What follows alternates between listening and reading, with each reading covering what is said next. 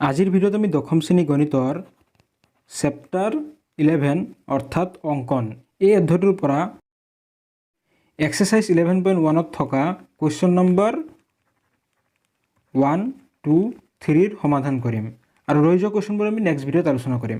এতিয়া চোৱা, অনুশীলনী ষ্টাৰ্ট কৰাৰ আগতে তোমালোকে অংকনটো ভালদৰে বুজি লোৱা। অংকন 11.1 তোমালোকৰ এইটো কিতাপত পেজ নম্বৰ 259ত কৰি থোৱা আছে, তোমালোকে চাবা। মই তোমালোক ভালদৰে বুজাই দি আছোঁ। চ' ইয়াত কি বুলি কৈছে, এটা নিৰ্দিষ্ট অনুপাতত এডাল ৰেখাখণ্ডক ভাগ কৰা। কি বুলি কৈছে, এডাল ৰেখাখণ্ড অংকন কৰি লৈছোঁ। কিমান চেণ্টিমিটাৰ কোৱা নাই, আৰু এই ৰেখাখণ্ডটোক নিৰ্দিষ্ট অনুপাতত ভাগ কৰা বুলি কৈছে, অৰ্থাৎ দুভাগ কৰিব লাগে। চ' এডাল ৰেখাখণ্ড এ বি দিয়া আছে, ধৰি লৈছোঁ এ বি। আমি ইয়াক m/n অনুপাতত ভাগ কৰিব লাগে। m/n অনুপাতত আমি ভাগ কৰিব লাগে, য'ত m আৰু n উভয়ে ধনাত্মক অখণ্ড সংখ্যা। এইটো বোধগম্য হ'বলৈ আমি ল'ম m = 3 আৰু n = 2। এইখিনি ভালদৰে বুজি পাবলৈ m = 3, n = 2 লৈ চাব দিছে। এতিয়া চোৱা, তোমালোকক যদি এটা ৰেখা দিয়া থাকে, সেই ৰেখাটোক তোমালোকক যদি 3:2 অনুপাতত বিভক্ত কৰিব দিয়ে, তেতিয়াহ'লে তোমালোকৰ চিত্ৰটো অঁকাৰ পৰ্যায়বোৰ কি হ'ব? ফাৰ্ষ্ট আমি কি কৰিব লাগিব, এই এ বিৰ লগত বা সৈতে এ বিৰ লগত সূক্ষ্মকোণ হোৱাকৈ ax ৰশ্মি লোৱা হ'ল। এ বিৰ লগত কি বুলি কৈছে, সূক্ষ্মকোণ হোৱাকৈ, অৰ্থাৎ 90 ডিগ্ৰীতকৈ সৰু কোণ হোৱাকৈ ax ৰশ্মিটো অংকন কৰা হ'ল, ax। তাৰ পিছৰ পৰ্যায়টো কি, axৰ ওপৰত 5টা বিন্দু লোৱা হ'ল, যাতে a1 = a1 a2 = a2 a3 = a3 a4 = a4 a5। মানে কি কৈছে, এই যিটো ax ৰশ্মি অংকন কৰিছা, এইটো ৰশ্মি চিন দি দিছোঁ, ax ৰশ্মি, ইয়াৰ ওপৰত 5টা বিন্দু লোৱা হ'ল। এতিয়া তোমালোকৰ মনত কুৱেশ্যন আহিব যে 5টা বিন্দু কিয় লোৱা হৈছে? তোমালোকক যিটো অনুপাত দিয়া, তোমালোকক m আৰু n ৰ যি দুটা মান দিয়া থাকিব, সেই দুটা প্লাছ কৰি যিমান পাবা, axৰ ওপৰত সিমানটা বিন্দু ল'বা। ঠিক আছে। এতিয়া 3 + 2 কৰিলে কিমান হ'ব? চোৱা, m + n, অৰ্থাৎ কি হ'ল 3 + 2। 3 + 2 কৰিলে কি হ'ব তোমাৰ 5, অৰ্থাৎ আমি 5টা বিন্দু ল'ম ax ৰশ্মিৰ ওপৰত, যাতে কি হ'ব, ইকুৱেল হ'ব আটাইবিলাকৰ বিন্দুৰ দূৰত্ব। মানে চোৱা এ এটা বিন্দু ল'লোঁ, 2টা বিন্দু ল'লোঁ, 3টা বিন্দু ল'লোঁ, 4টা, 5টা বিন্দু ল'লোঁ। ঠিক আছে, ইকুৱেল ডিষ্টেঞ্চ। চ' প্ৰথমটো এইটো এ আছে, এইটো a1 বুলি ধৰিলোঁ, এইটো a2, এইটো a3, a4, a5। আৰু এইটো এনেকুৱাকৈ ল'বা যাতে a1 যিমান দূৰত্ব, a1ৰ পৰা a2 দূৰত্ব সমান, a2ৰ পৰা a3 দূৰত্ব সমান, a3ৰ পৰা a4 দূৰত্ব সমান, a4ৰ পৰা a5 দূৰত্ব সমান। এইটোকে লিখিছোঁ ইয়াত। ঠিক আছে। তাৰপিছত কি কৰিব লাগে, নেক্সট ষ্টেপ, বি a5 সংযোগ কৰা হ'ল। এই যিটো বি আৰু যিটো লাষ্টৰ বিন্দুটো, সেইটো আমি সংযোগ কৰিম। বি a5 আমি সংযোগ কৰিলোঁ। 4 নম্বৰত কি কৰিছোঁ, বি a5ৰ সমান্তৰাল হোৱাকৈ a3c অঁকা হ'ল। কি আঁকিছোঁ নেক্সট? চ' বি a5, এই যিটো ৰেখা, ইয়াৰ সমান্তৰাল হোৱাকৈ a3c, ইয়াত এটা c হ'ব, c আমি অংকন কৰিম। চ' প্ৰথমতে কি কৰিছোঁ, a5 বিন্দুক কেন্দ্ৰ কৰি যিকোনো ৰেখাদ্বাৰা এটা বৃত্তচাপ অংকন কৰি লৈছোঁ। ঠিক একেদৰে আমি a3 বিন্দুক কেন্দ্ৰ কৰি একে সমান ব্যাসাৰ্ধৰ এটা বৃত্তচাপ অংকন কৰি লৈছোঁ। তাৰপিছত ইয়াৰ পৰা ইয়ালৈ জুখি লোৱা। তাৰপিছত এইখিনিৰ পৰা এইখিনিত কাটি দিয়া। এতিয়া য'ত কটাকটি কৰিছে তাৰ মাজেৰে এটা ৰেখা অংকন কৰা। এতিয়া চোৱা, বি a5ৰ সমান্তৰাল হোৱাকৈ a3c অঁকা হ'ল। বি a5ৰ সমান্তৰাল হৈছেনে? সমান্তৰাল হোৱাকৈ a3c অঁকা হ'ল, যিয়ে এ বিক চি বিন্দুত কাটে, আৰু এইটোৱে কি কৰিছে, এই এ বিটোক চি বিন্দুত কাটিছে। তেন্তে AC/CB = 3:2। তেতিয়াহ'লে AC/CB কি হৈ গ'ল, 3:2। বুজি পাইছা সকলোৱে? তোমালোকক যদি এটা ৰেখাখণ্ড দিয়া থাকে আৰু এই ৰেখাখণ্ডটোক তোমালোকে যদি m/n অনুপাতত বিভক্ত কৰিব লাগে, তেতিয়াহ'লে তোমালোকে কিদৰে কৰিবা? ইয়াত যিদৰে মই দেখুৱাই দিছোঁ, ঠিক একেদৰে কৰিবা। এতিয়া বুজি লোৱা, তোমালোকক যদি পৰীক্ষাত কেৱল সোধে যে অংকন কৰা, তেতিয়াহ'লে তোমালোকে কি কৰিবা, চিত্ৰটো অংকন কৰিবা আৰু কিদৰে চিত্ৰটো অংকন কৰিছা সেই পৰ্যায়বিলাক ইয়াত লিখি দিবা, অংকনৰ পৰ্যায়বিলাক, ঠিক আছে। আৰু যদি তোমালোকক সোধে যে ইয়াৰ কাৰণ দৰ্শোৱা, তেতিয়াহ'লে তোমালোকে প্ৰমাণ কৰি দেখুৱাব লাগিব। মই তোমালোকক ইয়াৰ কাৰণটো কৰি দেখুৱাই আছোঁ। এতিয়া তোমালোকৰ এইখিনি কৰি হ'লনে? যদি লিখা হোৱা নাই ভিডিঅ'টি ৰখাই লৈ লিখি লোৱা। এইবাৰ আমি কি কৰিম, যুক্তিযুক্ততা প্ৰমাণ কৰি দেখুৱাম এইখিনি। এতিয়া লিখা যুক্তিযুক্ততা। চোৱা, এই চিত্ৰটো লক্ষ্য কৰা, ABF5 এইটো এটা ত্ৰিভুজ হয়নে? ত্ৰিভুজ ABF5ৰ পৰা এই ত্ৰিভুজটোৰ পৰা কি দেখা পাইছা? আমি ইয়াত দেখা পাইছোঁ যে A3C সমান্তৰাল A5B। A3C সমান্তৰাল কি হয়, A5B। চোৱা ABF5 এই ত্ৰিভুজটোৰ পৰা আমি কি পালোঁ, A3C সমান্তৰাল A5B। তেতিয়াহ'লে আমি লিখিব পাৰোঁ বাই BPT।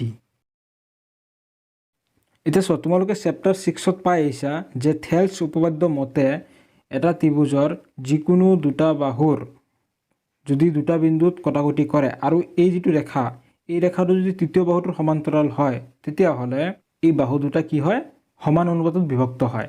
তেতিয়াহ'লে আমি কি লিখিব পাৰোঁ যে A3 বাই A3F5 ইকুৱেল কি হ'ব, AC বাই CB। বুজি পাইছা এইখিনি?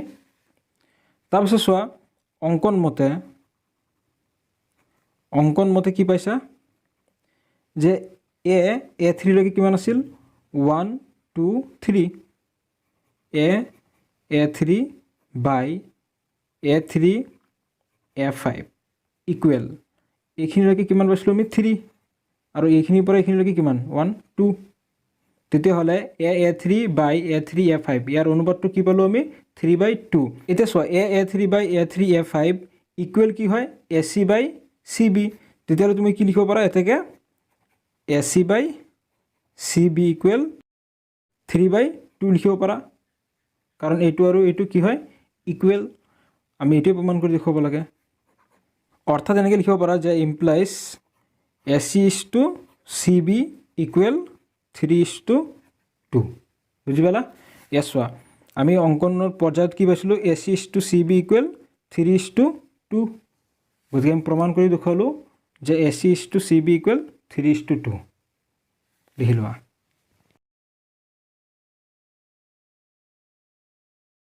এক্সাৰচাইজ 11.1 ইয়াত চোৱা কি বুলি কৈছে, নিম্নোক্ত প্ৰতিটোত অংকনৰ উপযুক্ত কাৰণ দৰ্শোৱা। ইয়াত কি বুলি কৈছে, যিমানবোৰ কুৱেশ্যন আছে প্ৰতিটোতে আমি চিত্ৰ অংকন কৰিম, তাৰপিছত আমি অংকনৰ পৰ্যায় লিখিম, তাৰপিছত আকৌ কাৰণ দৰ্শাম, অৰ্থাৎ যুক্তিযুক্ততা প্ৰমাণ কৰি দেখুৱাম। এতিয়া চোৱা, তোমালোকক যদি কুৱেশ্যনত সোধে যে অংকনৰ উপযুক্ত কাৰণ দৰ্শোৱা, তেতিয়াহ'লেহে তোমালোকে যুক্তিযুক্ততা প্ৰমাণ কৰি দেখুৱাবা। আৰু যদিহে তোমালোকক অংকনৰ উপযুক্ত কাৰণ দৰ্শোৱা বুলি নোসোধে, তেতিয়া তোমালোকে কেৱল চিত্ৰটো অংকন কৰিবা আৰু অংকনৰ পৰ্যায়বোৰ লিখি দিবা। অংকনৰ পৰ্যায়বোৰ তোমালোকে পিছত চাবা। প্ৰথমতে তোমালোকে কি কৰিবা, যিটো কুৱেশ্যন দিয়া আছে কুৱেশ্যনটো বুজি ল'বা আৰু সেই কুৱেশ্যন মতে তোমালোকে চিত্ৰটো অংকন কৰিবা। চিত্ৰটোৰ পৰা তোমালোকে চাই বুজি অংকনৰ পৰ্যায়বোৰ লিখি দিবা। বুজি পাইছা? কুৱেশ্যন নম্বৰ 1 আছে আমাৰ আগত। ইয়াত কি বুলি কৈছে, 7.6 চেণ্টিমিটাৰ দৈৰ্ঘ্যৰ এডাল ৰেখাখণ্ড আঁকা বুলি কৈছে। তো প্ৰথমতে আমি কি কৰিম, 7.6 চেণ্টিমিটাৰ দৈৰ্ঘ্যৰ ৰেখাখণ্ড অংকন কৰিম। এয়া হৈ গ'ল আমাৰ 7.6 চেণ্টিমিটাৰ দৈৰ্ঘ্যৰ ৰেখাখণ্ড। নাম দি লৈছোঁ AB। তাৰপিছত কি বুলি কৈছে, ইয়াক 5:8 অনুপাতত ভাগ কৰা বা বিভক্ত কৰা আৰু ভাগ দুটা জোখা। প্ৰথমতে আমি কি কৰিম, এই যিটো আমাৰ AB ৰেখা, এই ৰেখাখণ্ডক আমি কি কৰিম, প্ৰথমতে 5:8 অনুপাতত বিভক্ত কৰি ল'ম। তাৰপিছত আমি ভাগ দুটা স্কেলেৰে জুখি চাম কোনটো কিমান চেণ্টিমিটাৰ। চ' চিত্ৰটো আমি কিদৰে অংকন কৰিব লাগে অলপ আগতে আমি শিকি আহিছোঁ। ঠিক সেম প্ৰচেছ মতে ইয়াত কৰিম। এ বিন্দুক কেন্দ্ৰ কৰি সূক্ষ্মকোণ হোৱাকৈ এটা ৰশ্মি অংকন কৰিম। AX ৰশ্মি অংকন কৰিলোঁ, ঠিক আছে।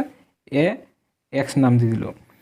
তাৰপিছত আমি কি কৰিম, আমাক কি বুলি কৈছে যে 5:8 অনুপাতত বিভক্ত কৰিব লাগে। তেতিয়াহ'লে এই AXৰ ওপৰত আমি কিমানটা বিন্দু ল'ম, চোৱা 5 + 8 মানে কিমান, 13টা বিন্দু ল'ম, ঠিক আছে। 13টা বিন্দু ল'ম যাতে সমান সমান হয় প্ৰতিটো অংশ, ঠিক আছে। চোৱা 1 2 3 4 5টা 6টা 7টা 8টা 9 10 11 12 13 তো এইটো হৈ গ'ল A1 A2 A3 A4 A5 A6 A7 A8 A9 A10 A11 A12 A13 13টালৈকে ল'ব লাগে ঠিক আছে চোৱা তাৰপিছত আমি কি কৰিব লাগে এই যেটো আমাৰ লাষ্টৰ বিন্দু দেখা পাইছে কি বি আৰু ইয়াত লাষ্টৰ বিন্দুটো কি আছে A13 আমি সংযোগ কৰিম ঠিক আছে সংযোগ কৰি দিয়া এতিয়া আমি কি কৰিব লাগে এই AB টোক 5:8 অনুপাতত বিভক্ত কৰিব লাগে তেতিয়া প্ৰথমত কি আছে 5 তেতিয়া চোৱা A5 ক'ত আছে এইটো A5 আমি কি কৰিম এই B A13 ৰ সমান্তৰাল হোৱাকৈ A5 ইয়াত এটা বিন্দু লম D বা C তোমালোকৰ যিকোনো তোমালোকৰ ইচ্ছা মতে তোমালোকে এই বিন্দুবিলাকৰ নাম দি ল'বা ঠিক আছে সমান্তৰাল হোৱাকৈ A5 D ৰেখা অংকন কৰিম এটা ৰেখাৰ সমান্তৰাল হোৱাকৈ আৰু এটা ৰেখা কেনেকৈ অংকন কৰে তোমালোকে চোৱা যিকোনো ব্যাসাৰ্ধৰ বৃত্তচাপ এটা লৈ লোৱা A13 বিন্দুক কেন্দ্ৰ কৰি আমি যিকোনো ব্যাসাৰ্ধৰ বৃত্তচাপ লৈ ললো ঠিক আছে তো এইটো যিমান হ'ব এইটো যিমান লৈছা তাৰপিছত A5 বিন্দুক কেন্দ্ৰ কৰি সেই একে ব্যাসাৰ্ধৰ এটা বৃত্তচাপ অংকন কৰি লোৱা ঠিক আছে এটা বৃত্তচাপ অংকন কৰি ললো এইবাৰ আমি কি কৰিম চোৱা এই ৰেখা দুটা কটাকটি কৰা বিন্দু দুটা জুখি লোৱা ঠিক আছে ইমানটো পালো এতিয়া এইটো জুখৰ মানে এইটো ব্যাসাৰ্ধৰ এটা বৃত্তচাপ অংকন কৰা এই যেটোত কাটিছে ক'ত কাটিছে ইয়াত কাটিছে ইয়াৰ পৰা এই বৃত্তচাপটোৰ ওপৰত এটা বৃত্তচাপ অংকন কৰা ঠিক আছে তেতিয়া হলে এইবাৰ আমি কি কৰিম এই A5 বিন্দুক কেন্দ্ৰ কৰি এই বৃত্তচাপ দুডালে কটাকটি কৰা যেটো বিন্দু সেই বিন্দুটোৰ মাজেৰে ৰেখা টানিম ঠিক আছে আৰু য'ত কটাকটি কৰিছে সেই বিন্দুটোৰ নাম দিয়া D বুলি নাম দিলো আৰু এই D বিন্দুৱে AB ক 5:8 অনুপাতত বিভক্ত কৰিছে তোমালোকে চিত্ৰটো বুজি পাইছা এতিয়া চিত্ৰটো যিদৰে অংকন কৰিছা সেই মতে তোমালোকে চিত্ৰটো চাই অংকনৰ ধাপবোৰ লিখি দিয়া সো মই তোমালোকক লিখি দিছো তোমালোকে বুজি লোৱা তোমালোকে এখিনি বনাই লিখিব পাৰিবা ভালদৰে বুজি পালে প্ৰথম স্টেপত আমি কি কৰিছো AB = 7.6 cm লোৱা হ'ল এই AB টো কিমান 7.6 cm লোৱা হ'ল দুই নম্বৰত আমি কি কৰিছো A বিন্দুক কেন্দ্ৰ কৰি সূক্ষ্মকোণ হোৱাকৈ AX ৰশ্মি অংকন কৰা হ'ল এই চিনটোৱে কি বুজায় ৰশ্মি বুজায় ঠিক আছে A বিন্দুক কেন্দ্ৰ কৰি AX ৰশ্মি অংকন কৰা হ'ল এতিয়া AX ৰ ওপৰত 13টা বিন্দু লোৱা হ'ল 13টা বিন্দু লোৱা হ'ল AX ৰ ওপৰত যাতে A1 = A1 A2 = A2 A3 = A3 A4 = A4 A5 = A5 A6 = A6 A7 = A7 A8 = A8 A9 = A9 A10 = A10 A11 = A11 A12 = A12 A13 ঠিক আছে এখিনি লিখি লবা 4 নম্বৰত কি কৰিছো A13B সংযোগ কৰা হ'ল A13B সংযোগ কৰা হ'ল 5 নম্বৰত কি কৰিছো A13B ৰ সমান্তৰাল হোৱাকৈ A13B ৰ সমান্তৰাল হোৱাকৈ কি কৰিছো A5D অকা হ'ল A5D অকা হ'ল যিয়ে AB ক D বিন্দুত কাটে আৰু এইটোৱে কি কৰিছে এই AB টোক D বিন্দুত কাটিছে তেন্তে AD = DB = 5:8 এতিয়া আমি কি পালো এই AB ৰেখাটোক D বিন্দুৱে 5:8 অনুপাতত বিভক্ত কৰিছে এটো 5:8 অনুপাততহে বিভক্ত কৰিছে এবাৰ আমি এই AD আৰু BD ৰ যোগ উলিয়াব লাগে কেনেকৈ উলিয়াবা চোৱা এৰ পৰা B লৈ যোগ কিমান আছে AB ৰ যোগ 7.6 cm আছে ঠিক আছে এটা তুমি স্কেলৰ সহায়ত জোখমাক কৰি কি পাবা AD যোগটো স্কেলৰ সহায়ত জুখি চাবা কিমান পাবা 2.9 cm পাবা আৰু BD যোগটো কিমান পাবা 4.7 cm পাবা এটা চোৱা তোমালোকে অংকনৰ ধাপত 5টা পইণ্ট লিখিলা লাষ্টত আৰু এটা পইণ্ট লিখি দিয়া 6 নম্বৰ তোমালোকে তলে লিখি যোৱা মোৰ যিহেতু জাগা নাই তলত সেইকাৰণে মই ইফালে লিখি দিছো স্কেলৰ সহায়ত জোখ লৈ কি পাইছা AD = 2.9 cm আৰু BD = 4.7 cm পোৱা গ'ল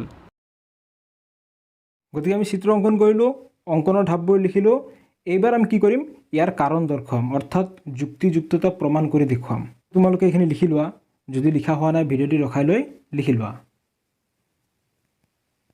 এবাৰ লিখা যুক্তিযুক্ততা চোৱা আমি ইয়াত কি দেখা পাইছোঁ এ বি এ 13 এটা ত্ৰিভুজ লিখা ত্ৰিভুজ এ বি এ 13 পৰা ইয়াৰ পৰা আমি কি লিখিব পাৰোঁ যে ডি এ 5 প্যাৰেলেল কি হয় বি এ 13 বি এ 13 এতিয়া চোৱা যদি এই দুটা সমান্তৰাল হয় তেতিয়াহ'লে আমি কি লিখিব পাৰোঁ এ বি এ 13 ত্ৰিভুজটোৰ পৰা আমি লিখিব পাৰোঁ এতিয়া চোৱা তোমালোকক আগৰ কুৱেশ্যনটোত ভালদৰে বুজাইছোঁ তোমালোকে যদি ক্লিয়াৰ হোৱা নাই আগৰ কুৱেশ্যনটো আকৌ এবাৰ চোৱা ইয়াত মই বুজাই গৈ আছোঁ যে এ বি এ 13 ত্ৰিভুজ এই ত্ৰিভুজটোৰ পৰা A5D সমান্তৰাল A13B যদি সমান্তৰাল হয় এই ৰেখা দুডাল তেতিয়াহ'লে আমি কি লিখিব পাৰোঁ এই বাহু দুডালৰ অনুপাত ইকুৱেল বাই BPT মানে থেলছ উপপাদ্য মতে বাই BPT থেলছ উপপাদ্য মতে আমি কি লিখিব পাৰোঁ যে A5 বাই A5 A13 ইকুৱেল এফালে কি হ'ব AD বাই DB এই বাহু দুডালৰ অনুপাত কি হয় সমান আকৌ অঙ্কন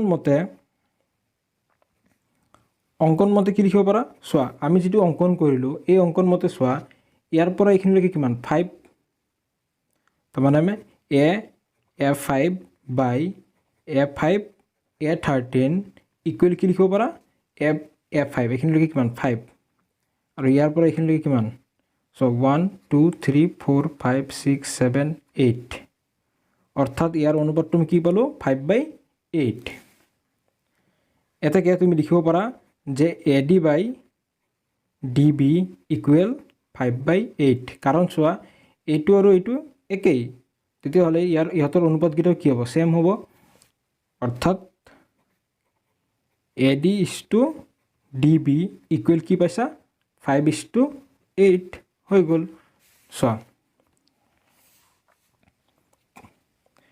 চোৱা AD DB ইকুৱেল 5:8 এইখিনি আমি প্ৰমাণ কৰি দেখুৱালো হৈ গ'ল লিখি লোৱা কোৱেশ্চন নম্বৰ 2 আছে আমাৰ আগত ইয়াত কি বুলি কৈছে 4 cm, 5 cm আৰু 6 cm বাহুৰ এটা ত্ৰিভুজ আঁকা বুলি কৈছে মানে ইয়াত বাহুবিলাকৰ যোগ দিয়া আছে আমি সেই মতে এটা ত্ৰিভুজ অঙ্কন কৰিব লাগে আৰু তাৰ পিছত ইয়াৰ সদৃশ হোৱাকৈ মানে যেটো ত্ৰিভুজ আমি অঙ্কন কৰিম সেই ত্ৰিভুজটোৰ সদৃশ হোৱাকৈ এটা ত্ৰিভুজ আঁকা যাৰ বাহুবোৰ প্ৰথম ত্ৰিভুজটোৰ অনুৰূপ বাহুবোৰৰ 2/3 গুণ হয় তো অঙ্কনৰ ধাপবোৰ আমি পিছত চাম প্ৰথমতে আমি কি কৰিম চিত্ৰ অঙ্কন কৰিম আৰু সেই চিত্ৰৰ পৰা আমি অঙ্কনৰ ধাপবোৰ বনাই লিখিব পাৰিম সো তোমালোকৰ বুজিবলৈ ইজি হ'ব প্ৰথমতে আমি কি কৰিম আমাৰ যেটো ডাঙৰ মান 6 cm এইটো অঙ্কন কৰি লোৱা 6 cm ঠিক আছে নাম দি লৈছো BC এতিয়া AB কিমান হ'ব 5 cm টো লৈ লোৱা AB 5 cm ইয়াত তুমি জুখি লোৱা 5 cm ব্যাসাৰ্ধৰ এটা বৃত্তচাপ অঙ্কন কৰা B বিন্দুক কেন্দ্ৰ কৰি 5 cm ব্যাসাৰ্ধৰ বৃত্তচাপ অঙ্কন কৰিলো ঠিক আছে তাৰ পিছত AC কিমান হ'ব 4 cm তেতিয়াহ'লে তুমি এটা 4 cm ব্যাসাৰ্ধৰ বৃত্তচাপ অঙ্কন কৰা C বিন্দুক কেন্দ্ৰ কৰি ঠিক আছে এতিয়া এই বৃত্তচাপ দুটাৰে কটাকটি কৰা বিন্দুটোক আমি A নাম দিলো ঠিক আছে এইবাৰ আমি কি কৰিম AB আৰু AC সংযোগ কৰিম ইমান টান নহয় ইজিয়ে হয় আমি কি কৰিলো AB আৰু AC সংযোগ কৰিলো ঠিক আছে AB আৰু AC সংযোগ কৰাত কি দেখা পাইছা ABC এটা ত্ৰিভুজ পালো আৰু এই ত্ৰিভুজটো কি হয় আমাৰ প্ৰদত্ত ত্ৰিভুজ মানে যেটো ত্ৰিভুজৰ মানবিলাক দিয়া আছে সেই ত্ৰিভুজটো আমি অঙ্কন কৰিলো তে AB ৰ মান কিমান পাইছিলো আমি 5 cm AC ৰ মান কিমান পালো 4 cm BC ৰ মান কিমান 6 cm ঠিক আছে এবাৰ এই যেটো ABC ত্ৰিভুজ পাইছা এই ত্ৰিভুজটোৰ সদৃশ হোৱাকৈ এটা ত্ৰিভুজ আঁকিম ঠিক আছে তাৰ কাৰণে আমি কি কৰিম আমাৰ যেটো BC বাহু এই BC বাহুৰ তলৰ ফালে AX ৰশ্মি অঙ্কন কৰিম ঠিক আছে AX ৰশ্মি অঙ্কন কৰিলো B আছে BX ৰশ্মি অঙ্কন কৰিলো BX এবাৰ এই BX ৰ ওপৰত আমি কিমানটা বিন্দু লম আমাক কি বুলি কৈছে 2/3 গুণ হয় বুলি কৈছে তেতিয়ালে কিমানটা বিন্দু লবা সো যেটো ডাঙৰ বা যেটো ডাঙৰ মান পাবা হেতু হিমানটা বিন্দু লবা এছ 2 আৰু 3 ৰ কোনটো ডাঙৰ 3 ডাঙৰ গতিকে আমি তিনিটা বিন্দু লম আৰু ডিসটেন্স গিটা কি হ'ব লাগিব ইকুৱেল হ'ব লাগিব তিনিটা লোৱা, B, B1, B1, B2, B2, B3 তিনিটা ল'লে হ'ব। ঠিক আছে, তাৰপিছত আমি কি কৰিব লাগে, তাৰপিছত আমি যিটো লাষ্টৰ বিন্দু আছে ইয়াত BC বাহুৰ লাষ্টৰ বিন্দু কি C আৰু B3 ইয়াৰ লাষ্টৰ বিন্দু কি আছে B3 সংযোগ কৰি দিয়া। সংযোগ কৰিলোঁ। এইবাৰ আমি কি কৰিম, এই B3Cৰ সমান্তৰাল হোৱাকৈ B2 ইয়াত এটা বিন্দু দিম D, B2D অংকন কৰিম। ঠিক আছে, আৰু সমান্তৰাল এটা ৰেখাৰ সমান্তৰাল হোৱাকৈ আন এটা ৰেখা কেনেকৈ অংকন কৰে আগৰ কুৱেশ্যনটো শিকাইছোৱে। B3 বিন্দুক কেন্দ্ৰ কৰা, কেন্দ্ৰ কৰি তুমি যিকোনো ব্যাসাৰ্ধৰ এটা বৃত্তচাপ অংকন কৰি লোৱা। ঠিক আছে, যিকোনো ব্যাসাৰ্ধৰ বৃত্তচাপ অংকন কৰি ল'লোঁ। এইবাৰ আমি ক'ৰ পৰা কৰিম, B2ৰ পৰা, কাৰণ চোৱা B2ৰ পৰা কিয় লৈছোঁ, কাৰণ 2/3 গুণ বুলি কৈছে।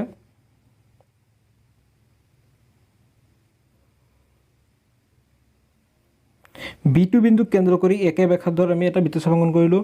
চোৱা এইটো ৰেখা আৰু এইটো ৰেখাক এই বৃত্তচাপটোৱে ইয়াত আৰু ইয়াত কটাকটি কৰিছে, তো ইহঁতৰ দুটাৰ দূৰত্ব লৈ লোৱা। তাৰপিছত আমি কি কৰিম, এই যিটো বৃত্তচাপ দেখা পাইছা, এই বৃত্তচাপটোৱে এই ৰেখাটোক ক'ত কাটিছে, ইয়াত কাটিছে। এতিয়া আমি এই বিন্দুটোক কেন্দ্ৰ কৰি আগৰ যিটো বৃত্তচাপ ইয়াত আমি কি কৰিম, আৰু এটা বৃত্তচাপ অংকন কৰিম। এতিয়া এই চাপ দুডালে ক'ত কটাকটি কৰিছে, এইখিনি কটাকটি কৰিছে। এই চাপ দুডালে কটাকটি কৰা বিন্দুটোৰ মাজেৰে B2 বিন্দুক কেন্দ্ৰ কৰি এডাল ৰেখাখণ্ড অংকন কৰিম। ঠিক আছে, আৰু এই বিন্দুটোৰ নাম দিলোঁ D। এতিয়া চোৱা তলত যিদৰে কৰিছা ওপৰতো ঠিক একেদৰে কৰা। এই AC ৰেখাৰ সমান্তৰাল হোৱাকৈ D বিন্দুক কেন্দ্ৰ কৰি ইয়াত এডাল ৰেখা অংকন কৰা। ঠিক আছে, তো সমান্তৰাল হোৱাকৈ আমি ৰেখা অংকন কৰিব লাগে। যিকোনো ব্যাসাৰ্ধৰ এটা বৃত্তচাপ অংকন কৰি ল'লোঁ। ঠিক আছে, D বিন্দুক কেন্দ্ৰ কৰি একে ব্যাসাৰ্ধৰ এটা বৃত্তচাপ অংকন কৰি লোৱা। তাৰপিছত এতিয়া এই দুটা দূৰত্ব জুখি লোৱা। এই দূৰত্বৰ সমান ব্যাসাৰ্ধৰ এটা বৃত্তচাপ অংকন কৰা, আৰু ইয়াতে কটাকটি কৰা বিন্দুটো এইটো। এতিয়া ইয়াতে কটাকটি কৰা বিন্দুটোৰ মাজেৰে D বিন্দুৰ পৰা এডাল ৰেখা টানি দিয়া। ঠিক আছে, আৰু এই বিন্দুটোৰ নাম দিয়া E। ABC আছিল প্ৰদত্ত ত্ৰিভুজ, আঁকিবলগীয়া ত্ৰিভুজ কি BED।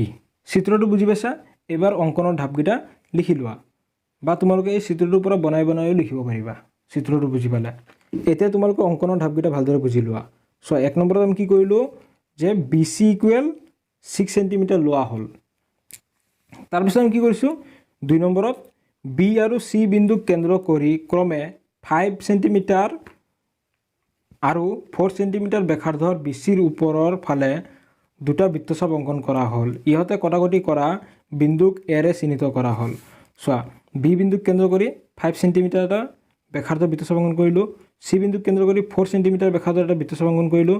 এই চাপ দুটাই কটাকটি কৰা বিন্দুটোক এৰে চিহ্নিত কৰা হ'ল। ঠিক আছে, তাৰপিছত আমি কি কৰিলোঁ, 3 নম্বৰত AB আৰু AC সংযোগ কৰা হ'ল।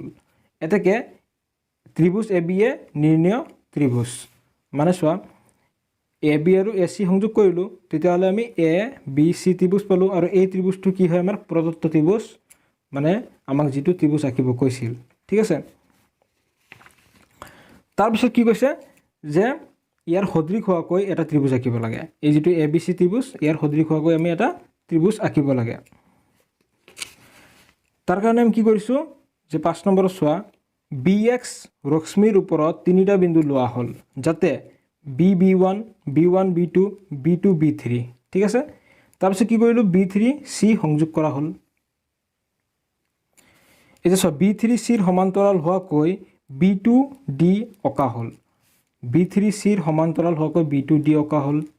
তাৰপিছত আমি কি কৰিলোঁ, D বিন্দুক কেন্দ্ৰ কৰি বা D বিন্দুৰ পৰা ACৰ সমান্তৰাল হোৱাকৈ DE লোৱা হ'ল। চোৱা ACৰ সমান্তৰাল হোৱাকৈ D বিন্দুৰ পৰা DE লোৱা হ'ল। আৰু যিয়ে কি কৰিছে, ABক E বিন্দুত কাটে। এতেকে ত্ৰিভুজ EBDয়ে আঁকিবলগীয়া ত্ৰিভুজ EBD, এইটোৱে আমাৰ কি হয়, আঁকিবলগীয়া ত্ৰিভুজ ABC। এইটোতো প্ৰদত্ত ত্ৰিভুজ আছিলে। এতিয়া যাৰ মানে এই যিটো আঁকিবলগীয়া ত্ৰিভুজ, এই সৰু ত্ৰিভুজটোৰ বাহুৰ দৈৰ্ঘ্য কি হয়, ত্ৰিভুজ ABCৰ অনুৰূপ বাহুৰ 2/3 গুণ। যিহেতু আমাক অংকনৰ যুক্তিযুক্ততা প্ৰমাণ কৰি দেখুৱাব কৈছে, গতিকে আমি প্ৰমাণ কৰি দেখুৱাম। তাৰ আগতে তোমালোকে অংকনৰ যিখিনি ঢাপ, সেই ঢাপখিনি লিখি লোৱা ভিডিঅ'টি ৰখাই লৈ।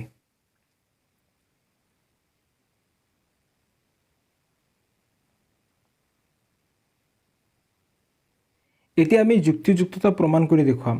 চ' কেনেকৈ দেখুৱাবা? আমাক কৈছে কি? আমাক কৈছে যে আমি যদি ত্ৰিভুজ অংকন কৰিছোঁ BDE, এই ত্ৰিভুজটো কি হয়?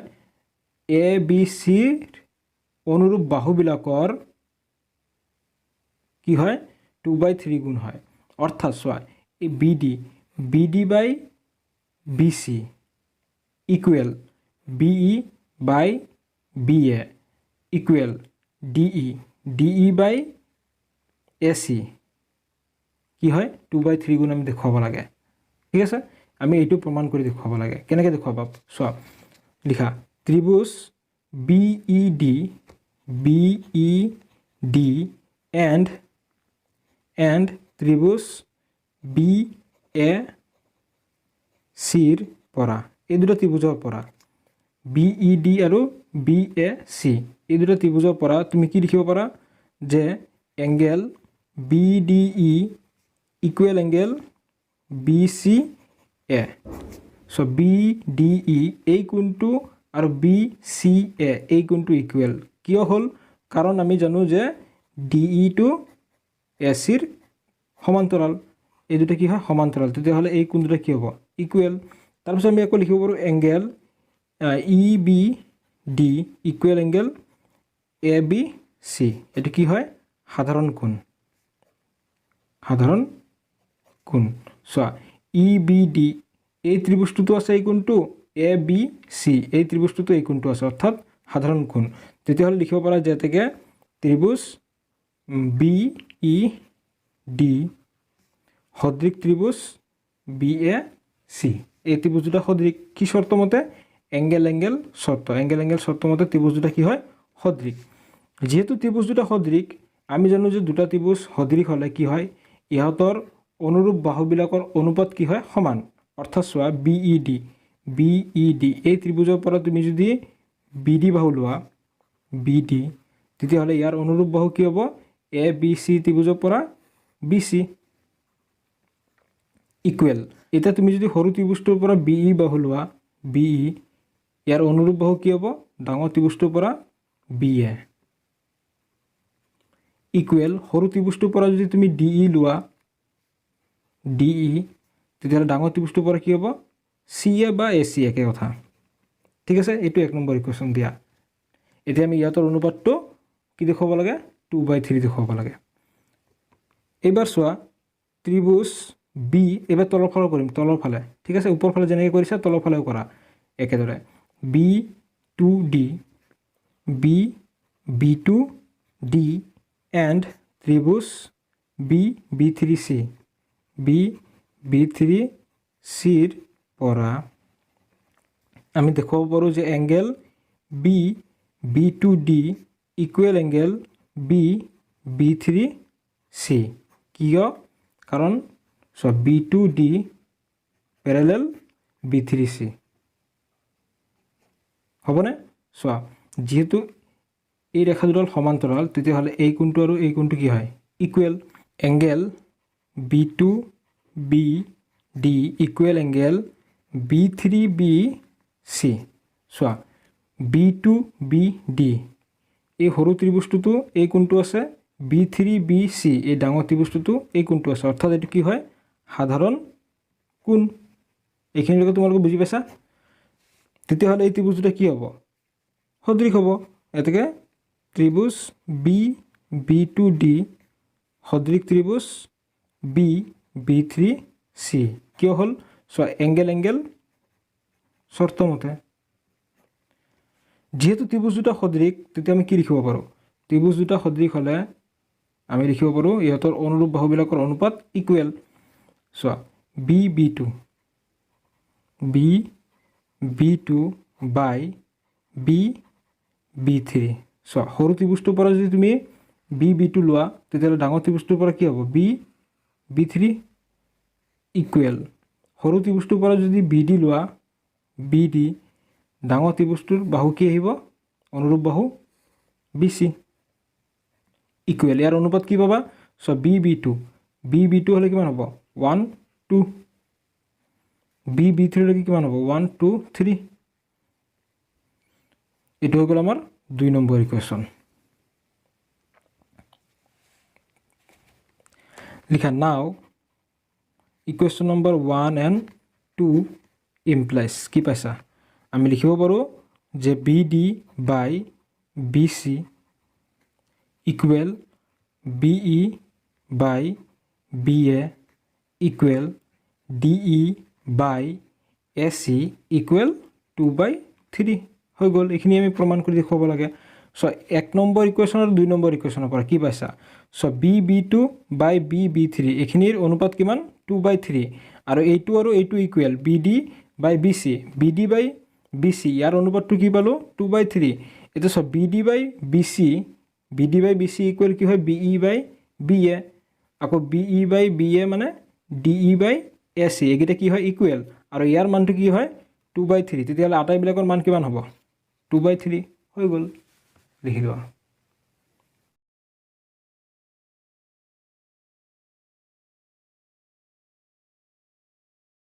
Question number 3 আছে আমাৰ আগত ইয়াত কি বুলি কৈছে 5 cm 6 cm আৰু 7 cm বাহুযুক্ত এটা ত্ৰিভুজ আঁকা আৰু তাৰ পিছত আন এটা ত্ৰিভুজ আঁকা যাৰ বাহুবোৰ প্ৰথম ত্ৰিভুজটোৰ অনুৰূপ বাহুবোৰৰ 7/5 গুণ হয় মানে এই যেটো কোৱেশ্চন এই কোৱেশ্চনটো কোৱেশ্চন নম্বৰ 2 ৰ হৈতে একে হয় অঙ্কন প্ৰণালী আমি পিছত চাম প্ৰথমতে কি কৰিম আমি চিত্ৰটো অঙ্কন কৰিম বুজি পাইছা ক'লে গতি চিত্ৰটো অঙ্কন কৰি লোৱা প্ৰথমতে চোৱা যেটো ডাঙৰ বাহু মাপ কি আছে 7 cm অঙ্কন কৰি লোৱা আমি এটা 7 cm বাহু অঙ্কন কৰি লৈছো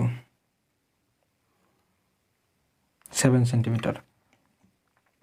নাম দিলোৱা BC নাম দিলো 7 cm এবাৰ আমি B বিন্দু কেন্দ্ৰ কৰি 5 cm ব্যাসাৰ্ধৰ এটা বৃত্তচাপ অঙ্কন কৰিম ঠিক আছে 5 cm টো লৈছো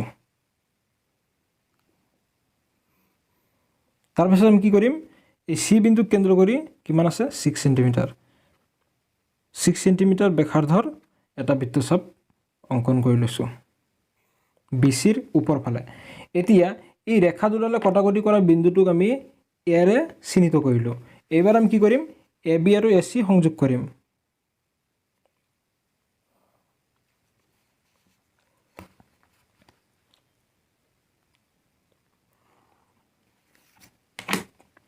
AB ৰ মান কিমান 5 cm AC ৰ মান 6 cm এইটোৱে হৈ গ'ল আমাৰ প্ৰদত্ত ত্ৰিভুজ অৰ্থাৎ আমাৰ যিকেটা মাপ দিয়া আছিল সেই অনুসৰি আমি ত্ৰিভুজটো অঙ্কন কৰিছো এবাৰ আমি আৰু এটা ত্ৰিভুজ অঙ্কন কৰিব লাগে যেটো নেকি এই প্ৰদত্ত ত্ৰিভুজটোৰ অনুৰূপ বাহুবোৰৰ এই বাহুবিলাকৰ কি হয় 7/5 গুণ হয় তেতিয়ালে কেনেকৈ অঙ্কন কৰিম আমি প্ৰথম স্টেপটো আমাৰ কি হ'ব এই B বিন্দু কেন্দ্ৰ কৰি আমি সূক্ষ্মকোণ হোৱাকৈ মানে 90 ডিগ্ৰীতকৈ সৰু হোৱাকৈ আমি এডাল ৰশ্মি অঙ্কন কৰিম নাম দিলো BX ৰশ্মি ঠিক আছে এবাৰ এই BX ৰশ্মিৰ ওপৰত আমি কিমানটা বিন্দু লম চোৱা মই কি বুলি কৈছিলো ইহতৰ পৰা যেটো ডাঙৰ কোনটো ডাঙৰ 7 ডাঙৰ গতিকে আমি 7টা বিন্দু লম ঠিক আছে 7টা বিন্দু লৈ লোৱা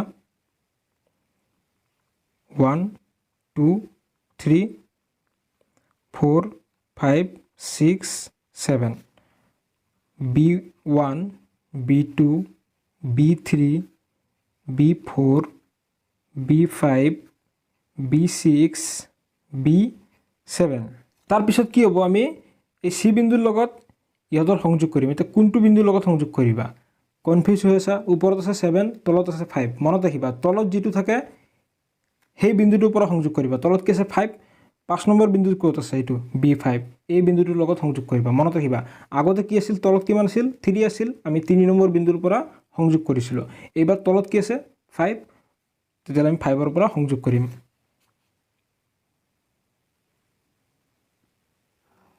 ঠিক আছে সংযোগ কৰিলো এতে সোয়া B6 B7 ৰৈ গল আমি B7 ৰ পৰা কি কৰিম এটা ৰেখা টানিম যিয়ে এই BC বাহুটোক যদি আমি অলপ বঢ়াই দিও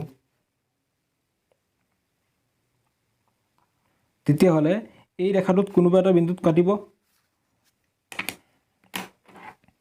এতিয়া ৰেখাটো তুমি কেনেকৈ অংকন কৰিবা এই B5C এই ৰেখাটোৰ সমান্তৰাল হোৱাকৈ আঁকিবা তেতিয়াহ'লে সমান্তৰাল হোৱাকৈ আমি কি কৰিব লাগিব আমি কৰিব লাগিব চোৱা এই B5 বিন্দুক কেন্দ্ৰ কৰি যিকোনো ব্যাসাৰ্ধৰ এটা বৃত্তচাপ অংকন কৰি লোৱা ঠিক আছে যিকোনো ব্যাসাৰ্ধৰ বৃত্তচাপ অংকন কৰিছা এইবাৰ একে ব্যাসাৰ্ধৰ কি কৰিম আন এটা বৃত্তচাপ অংকন কৰিম B7 বিন্দুক কেন্দ্ৰ কৰি ঠিক আছে অংকন কৰিলোঁ এইবাৰ তুমি ইহঁতৰ মাজৰ দূৰত্বটো লৈ লোৱা ঠিক আছে যিমান দূৰত্ব সিমান ব্যাসাৰ্ধৰ এটা বৃত্তচাপ অংকন কৰিম এই বিন্দুটোক কেন্দ্ৰ কৰি আগৰ যিটো বৃত্তচাপ আছে তাৰ ওপৰত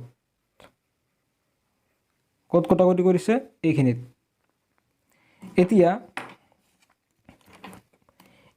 এই কটাকটি কৰা বিন্দুটোৰ মাজেৰে আমি B7 বিন্দুটোৰ পৰা এটা ৰেখা টানিম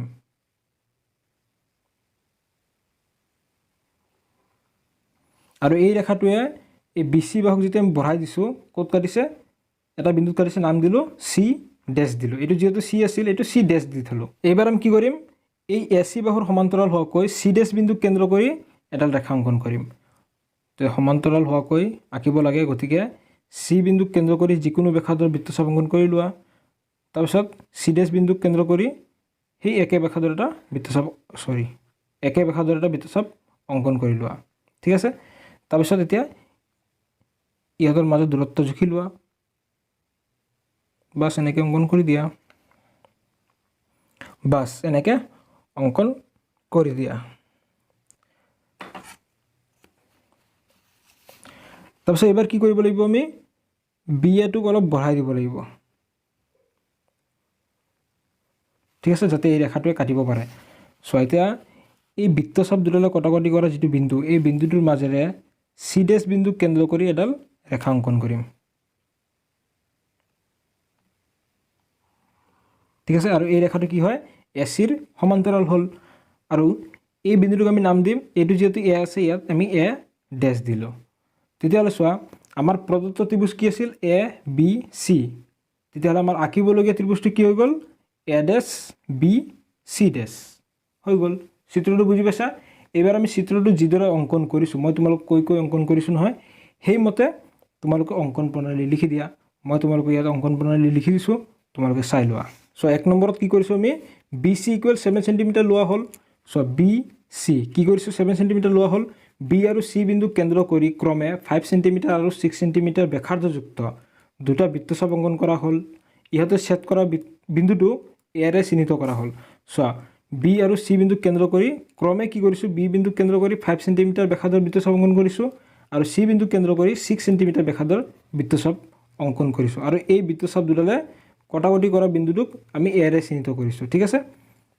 এতিয়া আমি AB আৰু AC সংযোগ কৰা হ'ল ঠিক আছে গতিকে ত্ৰিভুজ ABC এ প্ৰদত্ত ত্ৰিভুজ ABC যেটো ত্ৰিভুজ পাইছা এটো কি হয় প্ৰদত্ত ত্ৰিভুজ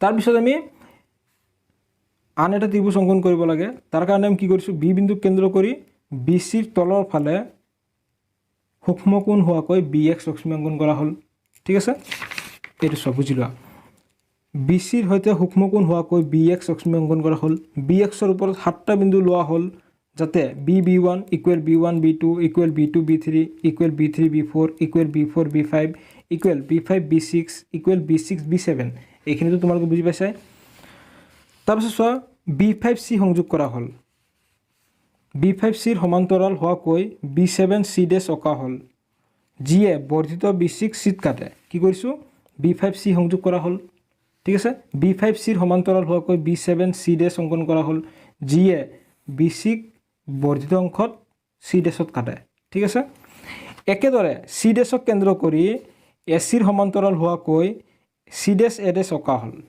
একেদৰে আমি কি কৰিছোঁ ACৰ সমান্তৰাল হোৱাকৈ C ডেশ বিন্দুক কেন্দ্ৰ কৰি C ডেশ A ডেশ অকা হ'ল যিয়ে B এৰ বৰ্ধিত অংশত A ডেশত কাটে ঠিক আছে গতিকে A ডেশ B C ডেশে আঁকিবলগীয়া ত্ৰিভুজ A ডেশ B C ডেশে আঁকিবলগীয়া ত্ৰিভুজ যাৰ বাহুবোৰ প্ৰথম ত্ৰিভুজটোৰ অনুৰূপ বাহুবোৰৰ 7/5 গুণ হয় যাৰ বাহুবোৰ এই যেটো আঁকিবলগীয়া ত্ৰিভুজ আছিল ইয়াৰ বাহুবোৰ প্ৰথম ত্ৰিভুজটোৰ বাহুবিলাকৰ অনুৰূপ বাহুবিলাকৰ 7/5 গুণ হয় আৰু আমাক কি বুলি কৈছে ইয়াৰে কাৰণ দৰ্শাব লাগে গতিকে আমি কি কৰিম অংকনৰ যুক্তিযুক্ততা প্ৰমাণ কৰি দেখুৱাম তাৰ আগতে তোমালোকে অংকন প্ৰণালীটো লিখি লোৱা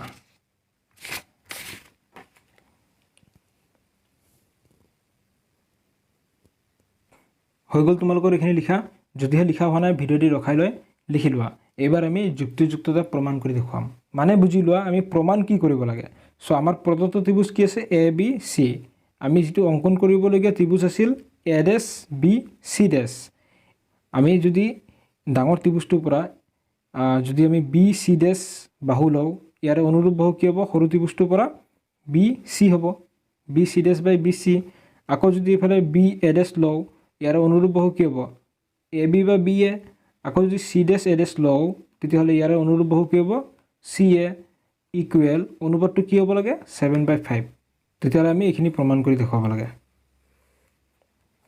লিখা যুক্তিযুক্ততা চোৱা ত্ৰিভুজ বি এ ডেশ চি ডেশ বি এ ডেশ চি ডেশ এণ্ড ত্ৰিভুজ বি এ চিৰ পৰা এই দুটা ত্ৰিভুজ প্ৰথমতে আমি সদৃশ বুলি দেখুৱাম ঠিক আছে কেনেকৈ দেখুৱাবা চোৱা আমি লিখিব পাৰোঁ বি চি এ এই কোণটো আৰু বি চি ডেশ এ ডেশ এই কোণটো এই দুটা কোণ কি হয় ইকুৱেল কাৰণ এই ৰেখা দুডাল সমান্তৰাল তেতিয়া তুমি লিখিব পাৰা যে বি চি ডেশ এ ডেশ ইকুৱেল এংগেল বি চি এ কিয় কাৰণ এ ডেশ চি ডেশ পেৰেলেল এ চি কাৰণ এ চি আৰু এ ডেশ চি ডেশ সমান্তৰাল আকৌ তুমি লিখিব পাৰা যে angle A dash B C dash equal angle A B C চোৱা এ ডেশ বি চি ডেশ এই কোণটো কি হয় এ ডেশ বি চি ডেশ এই ত্ৰিভুজতো আছে আকৌ এ বি চি এই ত্ৰিভুজতো আছে গতিকে কি হয় এইটো সাধাৰণ কোণ তেতিয়াহ'লে ত্ৰিভুজ দুটা কি হ'ব সদৃশ এটাকে ত্ৰিভুজ বি এ ডেশ চি ডেশ সদৃশ ত্ৰিভুজ বি এ চি কি চৰ্ত এইটো এংগেল চৰ্ত মতে ত্ৰিভুজ দুটা কি হয় সদৃশ যেহেতু ত্ৰিভুজ দুটা সদৃশ তেতিয়াহ'লে ইহঁতৰ অনুৰূপ বাহুবিলাকৰ অনুপাত কি হয় ইকুৱেল অৰ্থাৎ চোৱা বি এ ডেশ চি ডেশ ইয়াৰে পৰা তুমি যদি বি চি ডেশ লোৱা বি চি ডেশ বাই তেতিয়াহ'লে ইয়াৰ অনুৰূপ বাহু কি হ'ব এ বি চি ত্ৰিভুজৰ পৰা বি চি ইকুৱেল আকৌ যদি এ ডেশ বি চি ডেশ ইয়াৰে পৰা তুমি যদি বি এ ডেশ লোৱা বি এ ডেশ তেতিয়াহ'লে অনুৰূপ বাহু কি হ'ব বি এ ইকুৱেল এ ডেশ চি ডেশ লোৱা বাই চি ডেশ এ ডেশ একে কথা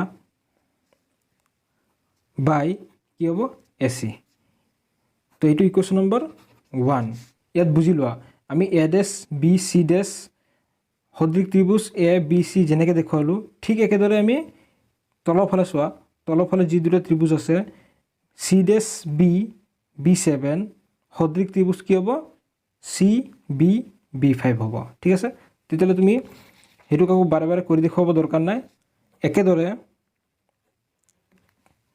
কি হ'ব C dash B B 7 C dash B B 7 সদৃশ ত্ৰিভুজ C B B 5 C B B 5 এইটো কি হ'ব আমাৰ এংগেল চৰ্ত মতে সদৃশ হ'ব এংগেল চৰ্ত এইটো তুমি আকৌ কৰি দেখুৱাব দৰকাৰ নাই কাৰণ এইটো যিদৰে দেখুৱাইছা এইটো চেম প্ৰচেছ মতে হ'ব গতিকে আকৌ একেদৰে বুলি লিখি দিলে হ'ব ঠিক আছে যেহেতু এই ত্ৰিভুজ দুটা সদৃশ তেতিয়াহ'লে কি হ'ব ইহঁতৰ অনুৰূপ বাহুবিলাকৰ অনুপাত ইকুৱেল হ'ব অৰ্থাৎ চোৱা আমি যদি চি ডেশ বি বি 7 ইয়াৰে পৰা যদি আমি বি বি 7 এই বাহুটো লওঁ বি বি 7 বাই কি হ'ব বি বি 5 হ'ব মানে অনুৰূপ বাহু কি হ'ব B B 5 B B 5 equal চোৱা চি ডেশ বি বি 7 ইয়াৰে পৰা যদি তুমি বি চি ডেশ বাহুটো লোৱা বি চি ডেশ বাহু লোৱা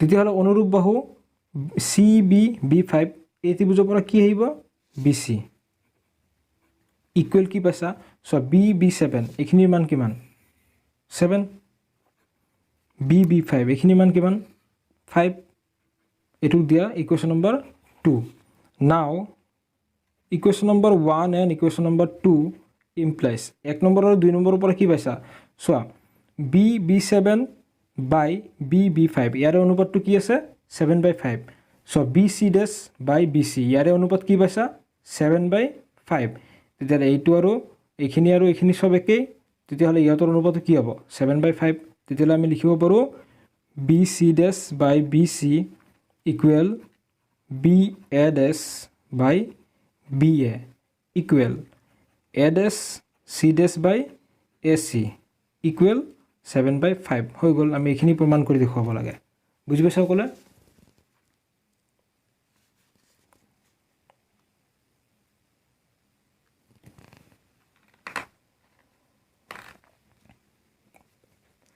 লিখি লোৱা